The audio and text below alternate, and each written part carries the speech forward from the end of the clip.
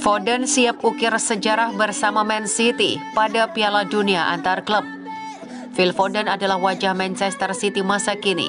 Dia merupakan pemain yang tumbuh dari akademi klub sejak usia 4 tahun dan kini menjadi simbol era kejayaan terbesar dalam sejarah klub Inggris itu.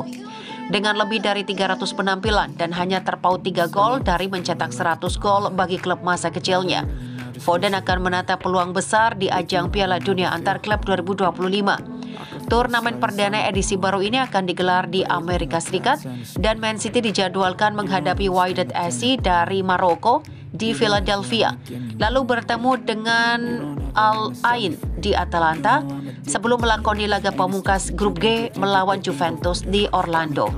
Menjelang dimulainya kampanye global Man City, Foden berbagi pandangannya tentang target di turnamen, sosok Pep Guardiola, dan ikatan istimewa yang ia miliki dengan klub masa kecilnya.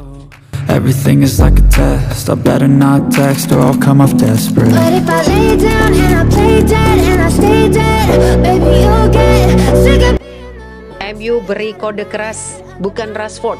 3 pemain ini tak masuk rencana Amorim. Siapa saja? Manchester United tengah bersiap menjalani musim panas yang sibuk. Setelah hasil mengecewakan musim lalu, manajer dan pelatih Ruben Amorim mulai menyusun ulang kekuatan skuad. 3 pemain tampaknya masuk dalam daftar keluar paling awal dari Old Trafford. Indikasi itu mencuat lewat isyarat halus, namun jelas dari klub. 3 nama yang mulai ditinggalkan. Petunjuk soal siapa saja yang masuk daftar jual bisa dilihat dari peluncuran jersey kandang baru MU.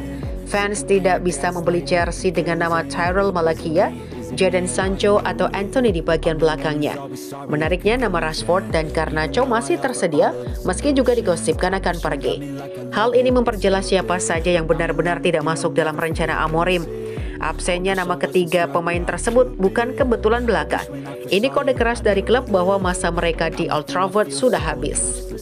Diluted, my heart's been wounded. Silhouettes of you are like a taunt. Never really know just what you want. Mengapa banyak pemain yang sukses usai tinggalkan MU? Belakangan ini tidak sedikit pemain yang bersinar di klub lain usai meninggalkan Manchester United. Ada beban yang lepas saat tak lagi mengenakan seragam setan merah. Scott McTominay menjadi salah satu contoh bagus. Bertahun-tahun menjadi pemain MU, ia tidak selalu menjadi pilihan utama. Setan merah lalu melepasnya ke Napoli seharga 25,7 juta pounds pada musim panas 2024. Tak sampai setahun kemudian, McTominay berhasil membawa Napoli meraih Scudetto. Ia juga terpilih menjadi pemain terbaik Serie A musim lalu. Pada akhirnya MU yang mendapat cacian karena dianggap salah urus. Contoh lain adalah Anthony yang meredup usai dibeli seharga 95 juta euro dari Ajax pada 2022 lalu, namun bersinar saat dipinjamkan ke Real Betis pada Januari lalu. Catatan 9 gol dan 5 assist dalam 26 laga menunjukkan ia bukan produk gagal. Bahkan Marcus Rashford dan Jadon Sancho pun juga tak buruk-buruk amat. Rashford mencetak 4 gol dan 6 assist dalam 17 penampilan bersama Aston Villa di paruh kedua musim 2024-2025. Sedangkan Sancho memenangi Conference League bersama Chelsea dengan sumbangsi 2 gol dan 5 assist di ajang tersebut. Atas fenomena ini, Angel Gomez angkat bicara. Ex-pemain MU itu tidak lantas setuju dengan pandangan bahwa pemain tertentu mendapatkan manfaat usai terbebas dari beban seragam MU. Penyebab sukses atau gagalnya karir seseorang tidaklah disebabkan satu faktor saja. You don't understand the pain it brings. You don't ever wanna give me wings. You don't ever wanna set me free. You know I'm addicted to you. Kyle Walker berlabuh di Everton. Back Manchester City Kyle Walker dikabarkan telah setuju untuk bergabung dengan Everton musim panas ini. Musim lalu dengan status pinjaman di klub Italia AC Milan setelah dianggap tidak dibutuhkan di Stadion Etihad. Pemain 35 tahun itu tampil 16 kali untuk Rossoneri dan awalnya diharapkan bahwa ia akan mengubah kepindahannya menjadi kesepakatan permanen. Namun Milan telah memutuskan untuk tidak mengontrak Walker secara permanen sehingga ia bebas untuk kembali ke klub induknya. Kyle Walker setuju gabung Everton. Sebuah laporan baru-baru ini mengklaim bahwa raksasa Turki telah mengajukan tawaran agar Walker bergabung dengan tim Jose Mourinho musim panas ini. Akan tetapi, Fenerbahce harus bekerja keras jika mereka ingin mengalahkan Everton dalam perlombaan untuk mendapatkan tanda tangan Walker. I feel like when I'm with you I'm losing. I feel like you think that this amusing. Sitting there gaslighting and confusing. Was it me? AS Roma umumkan jadwal pramusim uji coba lawan Aston Villa dan Everton. AS Roma merilis agenda pramusim 2025-2026 dengan jadwal padat, termasuk pemusatan latihan di Inggris dan sejumlah laga uji coba melawan klub-klub top Eropa. Kegiatan ini akan menjadi persiapan awal tim di bawah pelatih anyar Gian Piero Gasperini. Dikutip dari situs resmi klub, Roma akan memulai latihan pramusim tanggal 13 Juli di Trigoria Training Center Roma. Ini menjadi momen pertama Gasperini memimpin sesi latihan sejak resmi menggantikan Daniele De Rossi. Setelah menyelesaikan pemusatan latihan di Italia, Roma dijadwalkan menjalani uji coba perdana melawan FC Kaiserslautern dari Jerman pada 26 Juli di Stadion Friedrichswalder Kaiserslautern. Selanjutnya, mereka akan menantang RC Lens dari Prancis di Stadion Bollaert de l'Elysée 2 Agustus.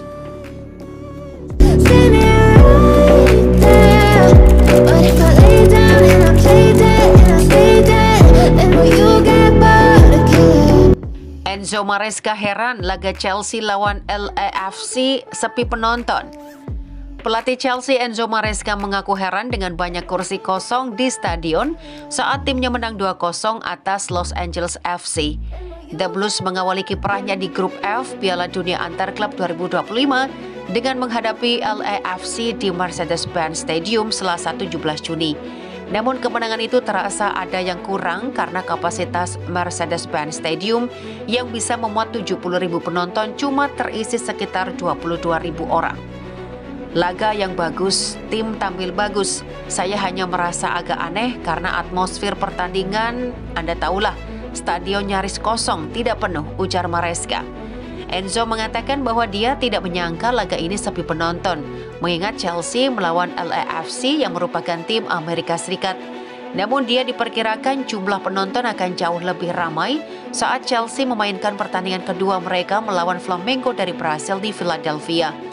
Yang pasti laga berikutnya akan lebih seru karena kami tahu supporter tim Brasil itu selalu banyak, jadi kami harus bersiap untuk laga berikutnya.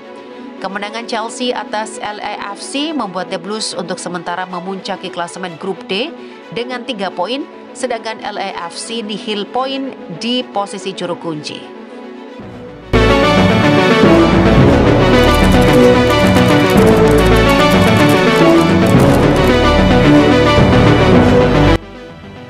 Fabrizio Romano, bintang Real Madrid yang didekati Arsenal, baru saja berkata ya ke Xabi Alonso. Para pendukung Arsenal sangat ingin melihat wajah-wajah baru datang musim panas ini, dan Fabrizio Romano telah menyampaikan informasi tersebut tentang upaya mereka.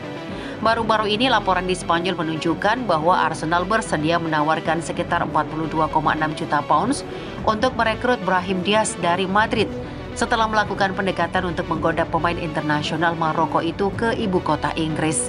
Akan tetapi meski dipandang sebagai alternatif yang lebih murah daripada Rodrigo, Romano kini telah mengkonfirmasi bahwa ia akan menandatangani kontrak baru di Santiago Bernabeu, menepis rumor apapun tentang kepindahannya ke London Utara.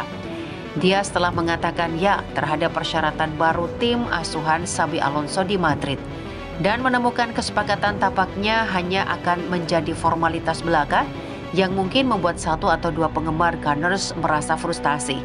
Pemain itu sendiri mencatatkan 6 gol dan 7 assist dalam 52 penampilan di semua kompetisi musim lalu, dan sekarang terlibat dengan Real Madrid di Piala Dunia Antar Klub. Jadi mungkin butuh waktu cukup lama bagi Arsenal untuk mendapatkannya.